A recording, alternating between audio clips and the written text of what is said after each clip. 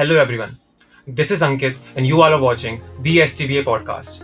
आज हमारे साथ बीकानेर के legendary academician colonel A K Gahlot sir present हैं। Sir, you are heartily welcome in STBA. Thank you. It's my pleasure also. Sir, with your prior permission shall we begin? Sure. Sir, आप agricultural university के dean रह चुके हैं and आप RAJUVAS university के founder and vice chancellor रह चुके हैं 2 बार। सर, इस इंट्रीगिंग जर्नी के बारे में थोड़ा सा शेयर कीजिए। मैंने ज्वाइन किया था as professor in 96 and I was fortunate that the then Honorable Vice Chancellor chose me to act as a Dean of the College of Veterinary and Animal Science. At that time, that was the only college in the state, and I was there for 10 years from 2000 to 2010. And then in 2010, a new veterinary university was created by the state government. And I was again fortunate to have the reins of this new university as founder vice chancellor. And fortunately, I was given the opportunity for the second term also. Sir, क्या बात है sir, काफ़ी interesting journey and काफ़ी professional journey रही है आपकी। Sir, my second question is, हमें research करते हुए पता चला आपने ICR Indian council of agricultural research से काफ़ी प्रोजेक्ट्स लिए हैं अपनी यूनिवर्सिटी के लिए। इससे एक यूनिवर्सिटी एम्बियंस क्रिएट होता है एजुकेशन को लेके एंड इवन फैकल्टी में काफ़ी क्रेडेंशियल्स रेज होते हैं। सर, इसके बारे में ज़रा सा शेयर कीजिए। देखिए, किसी भी एजुकेशनल इंस्टीट्यूट के लिए और यूनिवर्सिटी के लिए खास तौर से and for the faculty also is very important that research goes on and we tried very hard. First of all, we moved ahead strategically. The whole faculty of the university sat together almost for 3 days, and we carved out certain thrust areas. What should be the thrust areas in terms of the research needs of the state? When we could number the thrust areas and prioritize them, then I advised my scientists and faculty members to formulate the projects around those areas, which will give some results which will be useful for the state. And the faculty could do it, and we submitted to not only to ICR, we submitted to the state government also, to other departments like DST also, to Rashtriya Krishi Vigyan Vikas Yojana also, RKVY. And at one point of time, in 12th 5-year plan, the research outlay of my university was around 300 crore rupees. Sir, that is extreme number. So that not only paved the way for establishing good laboratories, but also it gave an opportunity to the students, particularly postgraduate and PhD students, to carry forward their research in cutting edge areas. That is how, with the participation of all the scientific community, keeping in mind the requirements of the state and identifying the research thrust areas, we could get it. Sir, मेरा आपके university से लेके एक question और है। एक institution चलाना कोई छोटी बात नहीं होती है and that to a university, but इन चीज़ों के बावजूद आपने फाइनेंशियल प्रॉफिटेबिलिटी गेन की है अपनी यूनिवर्सिटी में। सर, कैसे? देखिए, 2 एस्पेक्ट्स हैं। एक तो है resource generation, another is resource efficiency.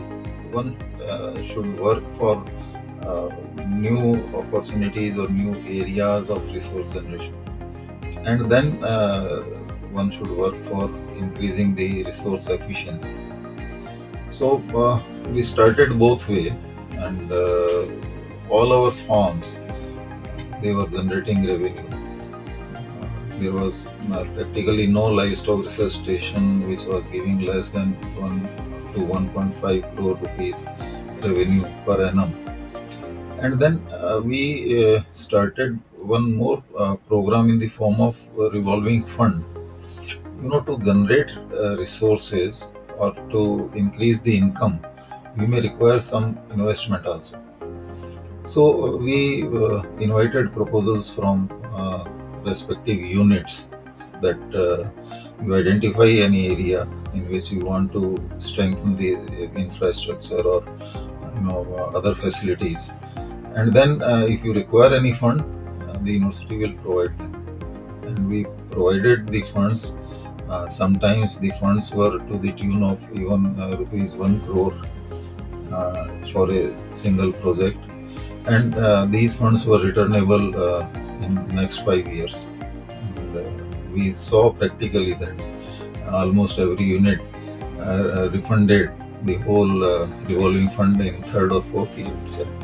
So that's how we could generate the income, and I think very few universities like institutions, they have a record of generating the income to the tune of more than 10% or 15% of their total budget. And I still remember during the last year of my tenure, uh, an amount of around 24 crore rupees during the financial year was deposited in the exchequers of treasuries of the university.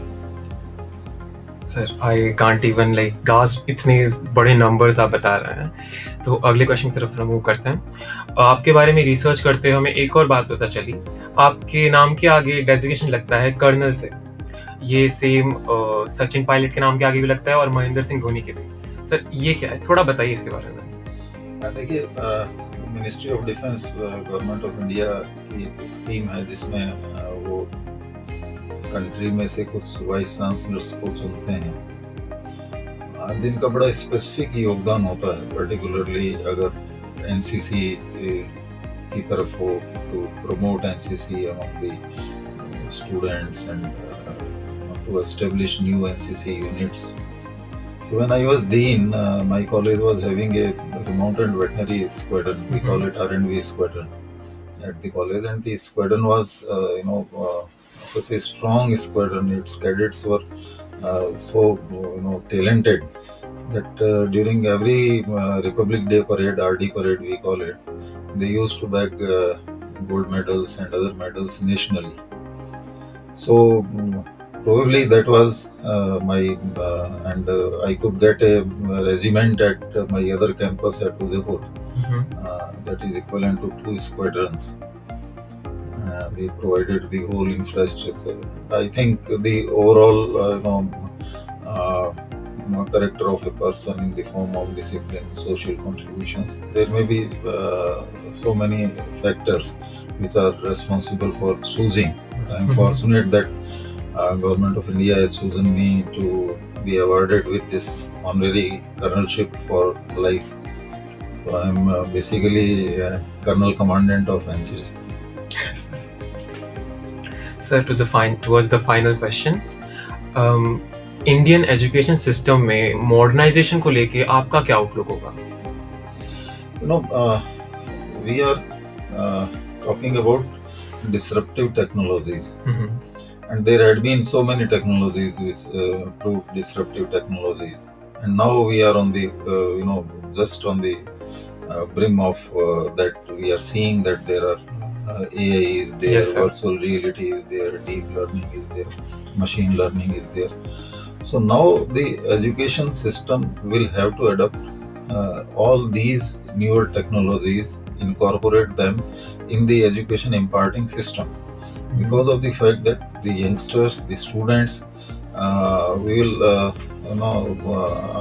particularly do not call them students. They are basically learners. And since they are learners, they are already very much conversant with the latest technologies. So the major pressure on the